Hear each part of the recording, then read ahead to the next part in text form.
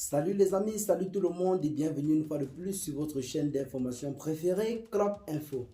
Aujourd'hui, nous continuons une fois de plus du côté du Mali où nous avons le Kremlin qui n'a pas tardé à réagir après le coup d'état manqué de la nuit du 11 au 12 mai dernier du côté du Mali. Ceux-ci ont tenu une fois de plus à mettre en garde les puissances occidentales qui s'attellent à semer le trouble du côté du Mali.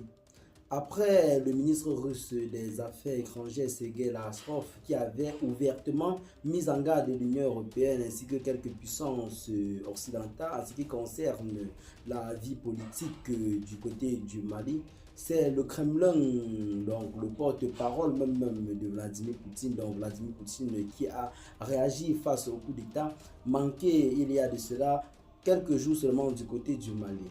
Pour vous qui ne le savez pas, un coup d'État a été heureusement déjoué du côté du Mali. Ce coup d'État visait principalement l'assassinat du président malien, le colonel Assimi Goïta. Un coup d'État qui a été heureusement déjoué par les forces de l'ordre du côté du palais de Koulouba, qui a été renforcé ces derniers jours. Le Kremlin, en tant que partenaire privilégié du Mali, n'a pas tardé à réagir face à cela dans un communiqué officiel. Ceux-ci sont véritablement sortis du silence dans le principal but de mettre de nouveau en garde toute personne qui pourrait mettre en mal la stabilité du Mali. Comme l'avait si bien dit Sergei Lavrov, ministre russe des Affaires étrangères, le Mali et la Russie en ce moment ne font qu'un. Donc toute personne qui osera s'attaquer à ce pays, ce serait attaquer directement à la Russie.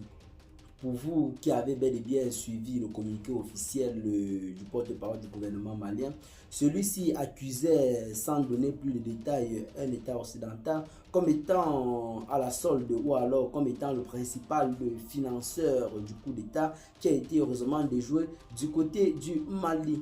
Eh bien les amis, telle en quelque sorte la position des Russes en ce qui concerne la situation actuelle du côté du Mali. Ils sont véritablement en train de soutenir ce pays et à chaque séquence de crise dans ce pays, ils ne cessent de briser le silence dans le principal but de mettre hors d'état de nuit ou alors de mettre en garde toute personne qui pourrait s'hasarder à mettre en péril la vie étatique du pays. Dites-nous en commentaire ce que vous en pensez. Partagez la vidéo aux amis si vous l'avez trouvé intéressante. Abonnez-vous à la chaîne si ce n'est pas encore fait. Et à très bientôt pour de nouvelles informations. Bye bye.